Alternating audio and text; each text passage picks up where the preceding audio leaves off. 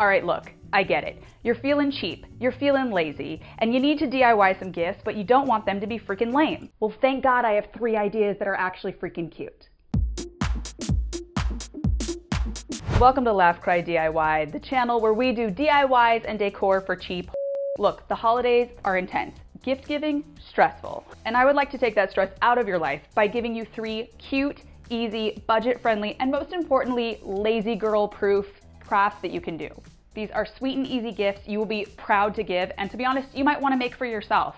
If I'm honest, I'm making all these for myself. So let's kick this off by introducing you to today's glamorous co-star, oven baked clay. This is Sculpey clay. You can get a whole pack for under 20 bucks. With this and a few household supplies, you can turn this into 3 super cute gifts like that. All right, we're gonna kick things off with the easiest lazy girl DIY. Now, I do feel if you give people gifts, they should be either beautiful or useful, or ideally both. And I don't know if you've seen them before, but there are a ton of really, really adorable magnets that are little mini vases. These are so cute and so simple, and like, no one's gonna be bothered if you give them cute little mini fridge vases, you know? And all you need for these is some clay and some magnet backs. You can buy them. I also have this 3M like magnet tape, or you could break apart existing magnets you have and reuse those. And all we're gonna do is make some tiny little vases. And you can really make any style you want. I think it's cute if you mix up the silhouettes. So I'm gonna do a few different versions. Oh, we got a fan. Get out of here. Now these are especially cute if you add little detail like little handles. Now I'm also gonna make a tiny little lip for this one. Now the key is kind of almost to shape these like in 3D and then push the back part flat, because you want it to really extend out as though it is a real little vase, if that makes sense. Okay, and because I love these little handles, I think I'm gonna do one more, maybe kind of pitcher style. And once you have your little magnets the size and the shape you like, then is the best part. You get to stab them. I'm just stabbing straight through, almost to the bottom. You see? And you want to make sure it's pretty wide and deep so that like a tiny stem can sit in there. This is very easy and very therapeutic. All right, and I'm just going to smooth those out, and we're going to pop these in the oven per the manufacturer's directions. Alrighty, we're back. These babies are adorable. They're so cute. Mind you, I did sand them down, and now we are officially going to paint them. You could do any color you want. I was inspired to do a sort of blue and white chinoiserie moment. First, we're painting it white. And these bad boys are nice and white. And before I actually paint the full pattern on them, I am gonna put the magnet backings on. You could hot glue yours on, you could E6000 them. I have this 3M magnetic tape that I'm gonna do. Boom. Alrighty, so it is paint time, and I'm gonna be using like some fine brushes. I also have these little like dotting tools. You could use the tip of a toothpick if you wanted, or cut off half of a Q-tip, you know, get creative. I did, however, do some kind of practice designs, and now it is officially world's tiniest, tiny little vase paint time. Psych, my camera died. Sorry you didn't get to see the process of these, but that just means you'll have to see the finished product a little bit later. Moving on. All right, this next one, you can adapt as you like if you don't want the construction design that I'm gonna do, customize it as you like. But we're gonna make a little cone incense burner and cone incense out of cinnamon. And basically my gift to myself is going to be a tiny little gingerbread with a chimney, so that when you burn the incense, the little smoke is coming out of the chimney. Oh, it's so cute, I can't stand it. You could do any structure you want, but this is the basic thing we're gonna do. I'm gonna use this little square cookie cutter to create my walls and shape out the piece. So I'm gonna start by rolling out this really thick hunk of clay. I'm rolling this out to like a little less than 1/4 inch thick. Then we're gonna cut our sides. Could we fill in this little corner actually? Make it work? Yeah. All right, we have our little house, but we need to make 2 points for the roof to sit on. And we're gonna do that by rolling out another square about as thick. And then I'm just gonna cut a little triangle right in. And now we will have a little front. We're just gonna smooth those little seams together. And I'm gonna see if we can actually build this fully out. That would be ideal. Okay, we're gonna put him on the baking sheet also so that you guys can see. Yay! All right, lastly, we're gonna create a little roof for this guy. And guys, I have to say, I tend to be loosey-goosey on this. You can be more or less precise. Okay, now this looks adorable. And before we do our chimney, I'm going to poke a hole right where I want the chimney to go. Ta-da! Now we can add our little sweet chimney. So I'm just gonna do like a little cube. And I think I'm also gonna cut in an angle here so that it sits on the angular roof, if that makes sense. And I'm doing my best to make sure that the hole is already in it. You can go back in and drill after if you have to widen it up, but ideal if it's looking good when you bake it. Okay. You guys see the little hole?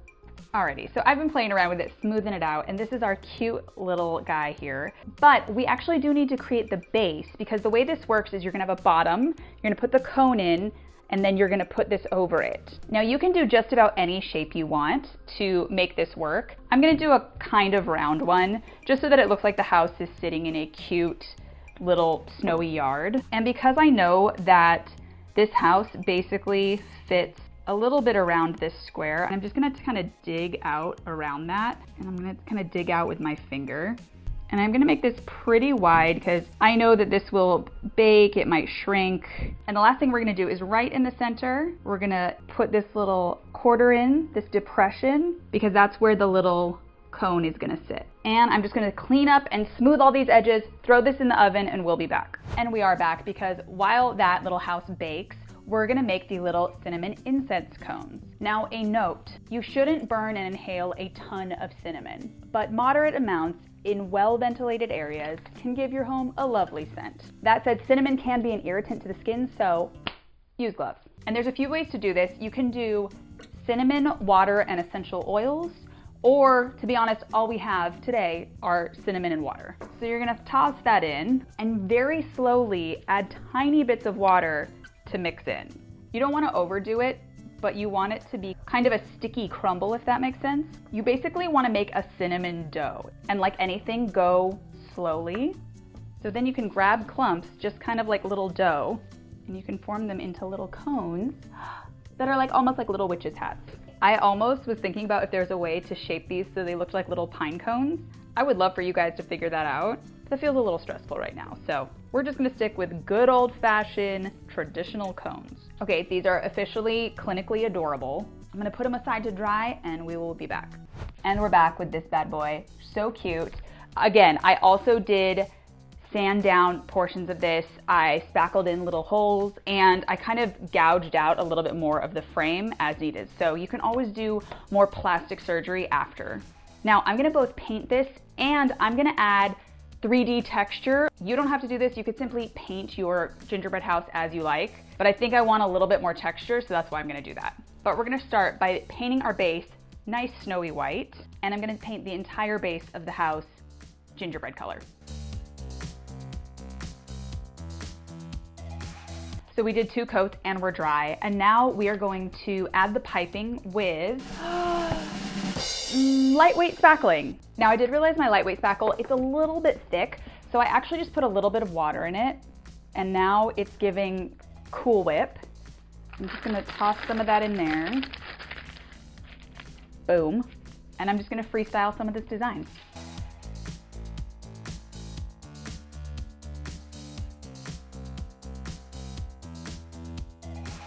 All right, originally I was gonna use a separate tip to snow the top of it, but I actually just think I have like enough of like messy slop left to just kind of smooth it all on. Real sloppy, real messy, but fun. And I'm gonna do the same to this little snowy base here. So this might take a few days to dry, but we'll be back. All right, party people, this next one is very fun, very simple. This one is for the whimsical girlies. This is for the coquette girls. And it is a great way to reuse the 500 old candle jars I know you've been hoarding. So I have this cute little jar and it has a lid. It does not matter if yours doesn't have a lid. You can just create one out of clay. Mine has one, so that's cute. I'm gonna turn this back into a candle. You don't have to, you could just use the container. But because of the holidays, because of the fun times, I just think any item that is wrapped like a present looks cute. So we're just gonna use clay to create a full little tied ribbon effect with a bow on the top. So I am rolling this out pretty thin because we don't need this to like stick out a ton from the side. And I highly recommend choosing an object or something that you can measure the perfect width by. To measure how much ribbon I'd need, I'd basically just like use this to measure that, and then I marked on here where that is. Lazy girl DIYs. Now the thing about the ribbon is that you don't need it to be that thick, so make it even thinner than you actually think you'll need. So what we're gonna do is we're basically gonna cut 4 strings of clay ribbon. So now we have 1, 2, 3, and 4. And now you can just place it bottom to top and press it right along the edge of the jar, up and over to the center. And I'm just blending in on the actual very bottom. And I'm just using a little kind of wood piece or ruler to straighten the sides. And then I'm just gonna cut right on the lip, right under the lid, so that it can come on and off. And now we're gonna make a little bow to go on top to function as the little handle for the jar cover. And we're gonna use that same width of ribbon and just pull that in to shape a really cute, happy bow. Now the real key here is that we wanna make sure that that bow is like really perky and happy. We can't just have it like sitting like a sad sack. But you can see she still has a little seam there. So the easy way to hide that seam is just to roll out another little cover piece. And then you have what looks like the cutest little present jar, and it comes off. Oh my gosh, way too cute. Now you can call it a day there, clean up your seams, let it be cute, let it be a little holder for any gift you want. But personally, I'm feeling very extra. So we're gonna make this a super functional candle by actually turning this little centerpiece into a little match holder. Oh my gosh. You can either set a little ball right in the middle, or you can flatten it out a bit and then like wrap it over in the middle. And I wanna make sure that this is nice and high and tall. We're gonna stab a hole right in so that you can put in your cute little matches. You guys see how freaking cute this is? Then you can just, oh, I love it. So per usual, I'm gonna smooth and clean this up. One note about doing this, be careful of what glass you put in the oven. I'm gonna bake this straight onto it. Because this is a candle safe jar, I think it will be able to sustain more temperatures, but just be careful with how thin or thick your jar is because it could shatter. And we have this beautiful bad boy back. We're gonna paint this.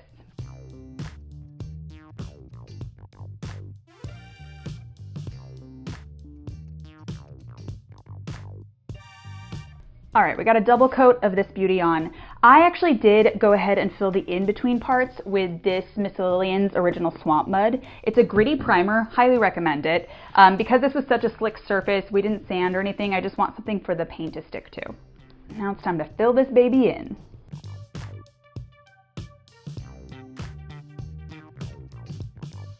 All right, party people, we are pretty in pink. Oh, so cute. There's only a few more things we have to do. We got to turn her into a candle. Again, you don't have to. You could use this for other storage. I have some wicks on hand.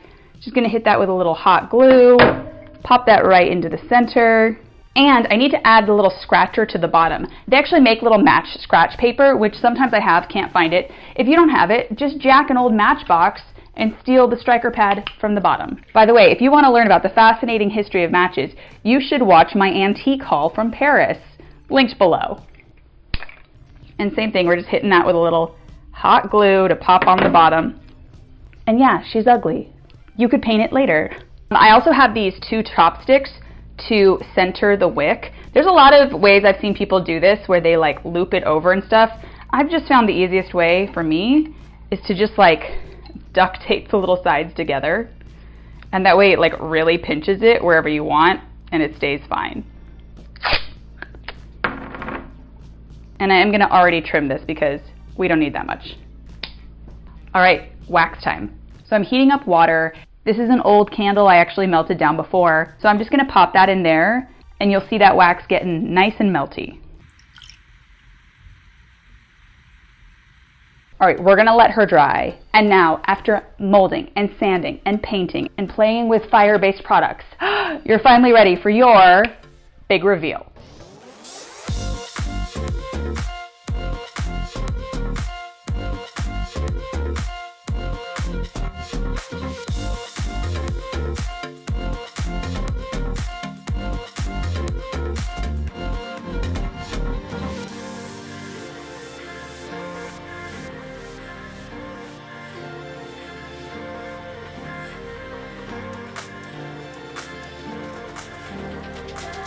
Well, folks, I have to say, Although I think all of these are adorable, I think they're fun gifts, I think they're super easy and economical and cute, I am absolutely beguiled by these guys. Throw some little fresh or dried florals in these, and you will be charmed beyond belief every time you pass your refrigerator. So thank you for coming on this journey with me. You can also check out some playlists below. I have other DIY gift ideas. If you liked this, feel free to give me the gift of subscribing to the channel. And if you like fun DIY and decor inspiration, you can sign up for my newsletter below. I send out a monthly roundup of fun stuff. I also hope you have very happy, calm holidays, and if you don't, then I hope that you can stare at your own little mini vases and find your own calm and zen. Okay, love you, bye.